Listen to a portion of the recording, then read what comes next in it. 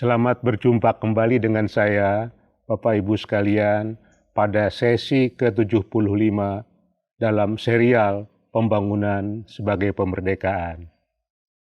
Bapak Ibu sekalian, beberapa waktu yang lalu, Bapak Presiden Joko Widodo menyampaikan rasa kecewa, gundah, atau marah menurut media kepada badan usaha milik negara.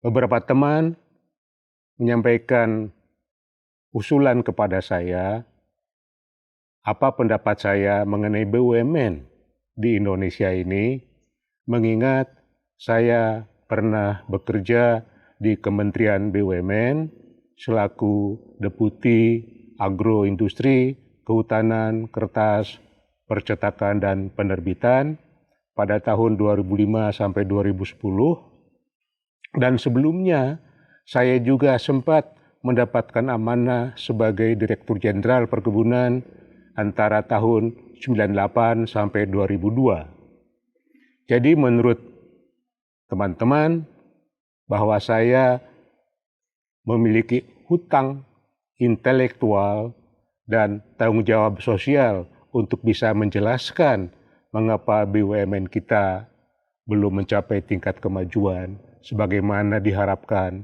oleh Bapak Presiden dan tentu saja oleh rakyat dan bangsa Indonesia semua. Apalagi Bapak Presiden adalah milik rakyat Indonesia.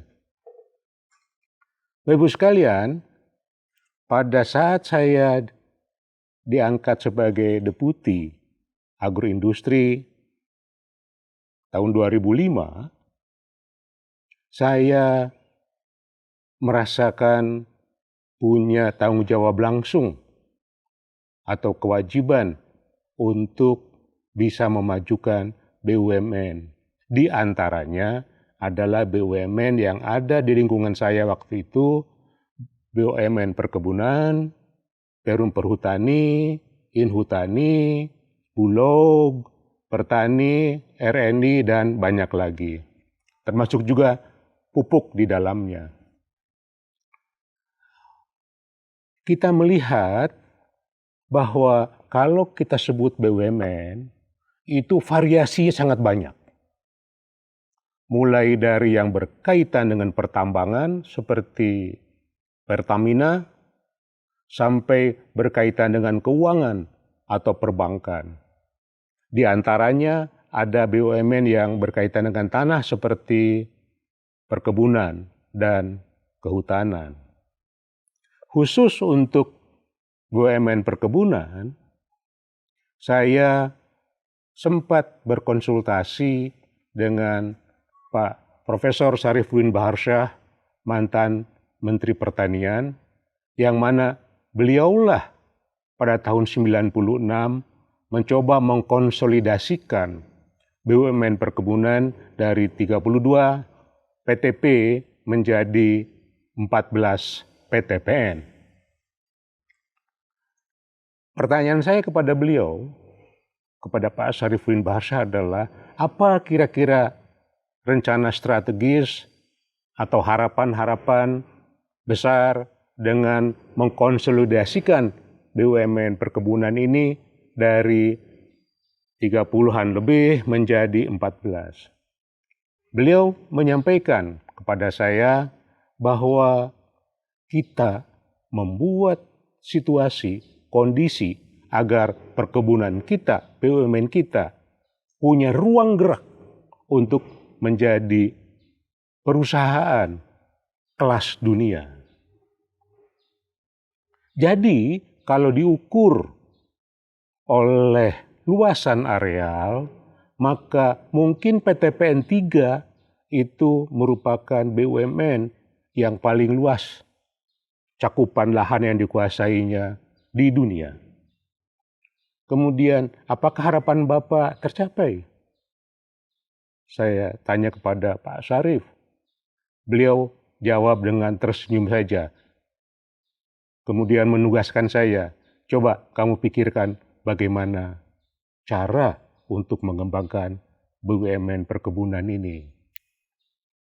Baiklah, Bapak-bapak dan Ibu sekalian, dengan adanya kegalauan Bapak Presiden Joko Widodo yang sempat kita saksikan di media-media, maka saya mencoba merenungkan kembali sebetulnya apa faktor utama yang mungkin hilang atau berkurang ya dari BUMN kita ini, termasuk di dalamnya terutama BUMN yang ada sejak zaman Belanda. Hasil renungan saya dan ingin saya sharing dengan Bapak Ibu sekalian, yang hilang itu adalah sejarah. Kita lupa sejarah kelahiran BUMN perkebunan ini, BUMN yang lainnya, yang mana BUMN tersebut adalah hasil nasionalisasi dari perusahaan-perusahaan asing, khususnya perusahaan Belanda. Makna nasionalisasi ini sama dengan makna apabila kita lihat Indonesia merdeka itu sendiri, hasil perjuangan. Oleh karena itu, tanpa ada jiwa patriotisme, tanpa ada nilai-nilai nasionalisme di dalam tubuh BUMN, yang saya maksud di sini terutama BUMN perkebunan katakanlah, maka kita tidak akan mendapatkan BUMN berkelas dunia. Mengapa demikian? Saya ambil contoh satu, Tata Tea di India. Tata Tea memegang suatu prinsip patriotisme dan nasionalisme yang mengatakan India sudah merdeka dari Inggris apabila kita bisa menjual teh langsung masuk ke pasar Eropa, terutama Inggris. Itu dinyatakan tahun 75. Tahun 2000, apa yang terjadi? Tetley, perusahaan terbesar kedua di Inggris, dibeli oleh Tata Tea.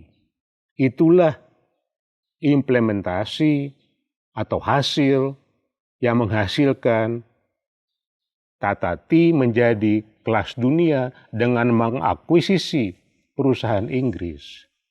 Mengapa demikian? Karena memiliki sifat dan sikap nasionalisme dan patriotisme yang diterapkan dalam mengelola ekonomi, dalam bersaing, dalam memajukan perusahaan. Bapak Ibu sekalian, saya ingin mengatakan indikator apa yang kiranya bisa menunjukkan kepada kita semua bahwa BUMN perkebunan kita sudah maju katakanlah. Apakah dalam produk yang diekspor? Apakah dalam pendapatan? Kalau dalam produk yang diekspor, kita mengatakan bahwa produk yang diekspor itu masih sama saja dengan produk-produk masa lalu. Artinya apa? Artinya kita belum bisa mengembangkan perusahaan BUMN ini menjadi perusahaan BUMN kelas dunia. Bapak Ibu sekalian, apakah ini terjadi di perkebunan saja? Saya pikir di kehutanan juga tidak. Di tempat lain juga dapat dikatakan kita belum bisa membalik arus dan gelombang sejarah yang menunjukkan hasil nasionalisasi BUMN zaman Belanda itu menjadi lebih baik. Oleh karena itu, sangat wajar apabila Bapak Presiden Joko Widodo memberikan perhatian serius kepada BUMN ini. Karena pertama, dilahirkan oleh sejarah perjuangan, harusnya memiliki nilai-nilai patriotisme dan nasionalisme. Yang kedua, menguasai hajat hidup orang banyak dengan aset-aset yang dimilikinya. Dan yang ketiga, merupakan harapan besar dari rakyat dan bangsa Indonesia mendapatkan manfaat yang sebesar-besarnya dari badan usaha milik negara ini. Untuk sesi 75, saya pikir cukup sampai di sini dengan kesimpulan bahwa mengapa BUMN kita mengecewakan Bapak Presiden Joko Widodo, artinya mengecewakan kita semua, hanya satu alasannya, yaitu spirit patriotisme, spirit nasionalisme untuk membalik arus dan gelombang sejarah, melanjutkan kemerdekaan Indonesia yang diwariskan oleh para pendiri bangsa ini belum dapat kita lakukan. Demikian Bapak Ibu sekalian, kita lanjutkan cerita BUMN ini pada sesi ke-76. Terima kasih atas perhatian Bapak dan Ibu sekalian.